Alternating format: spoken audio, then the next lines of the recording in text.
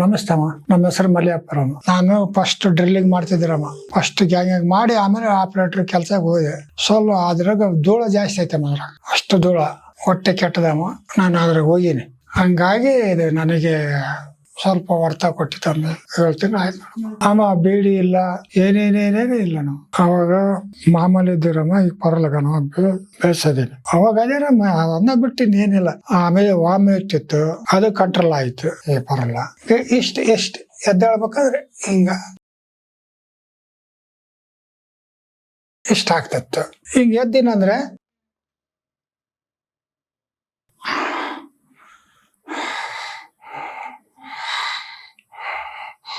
ಎಷ್ಟು ಆಯಾಸ ಬರ್ತಿತ್ತು. ಆಯಾಸ ಬರಲ್ಲ ಅಂತಲ್ಲಮ್ಮ. ನಾನು ಎದ್ದಿದ್ದು ಹೇಳ್ಬಿಟ್ಟಿನಿ.